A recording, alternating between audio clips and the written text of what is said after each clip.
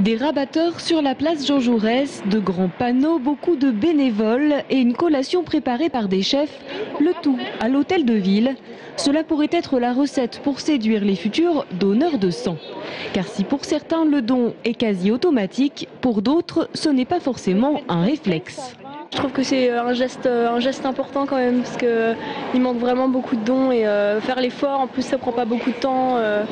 Vraiment, ouais, je l'ai fait spontanément. J'ai un peu honte, mais la dernière fois c'était il y a 3 ans ici même.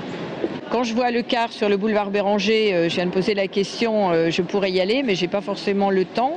Or là, j'ai pensé effectivement à midi en sortant du travail de venir, j'aurais très bien pu oublier. Oublier, c'est justement cela le problème.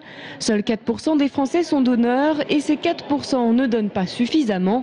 Un don et demi en moyenne par an et par personne. D'où l'importance de ces temps forts pour l'établissement français du sang qui provoque ainsi l'occasion du don.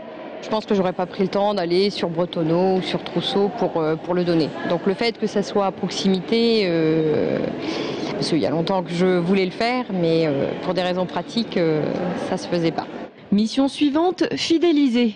Car si 600 dons sont attendus sur ces 2 jours, seuls 15% des donneurs reviendront d'eux-mêmes. À nous aussi de leur dire vous pouvez venir à tel endroit, on vient chez vous. Si ça s'est bien passé, les gens ils peuvent se dire tiens on va essayer de trouver où on peut redonner 8 semaines après. Cette année, l'EFS teste donc des collectes mensuelles à Chinon, Loches, Joué-les-Tours ou encore Amboise. Une application iPhone a même été lancée pour informer les donneurs sur les prochaines dates de collecte.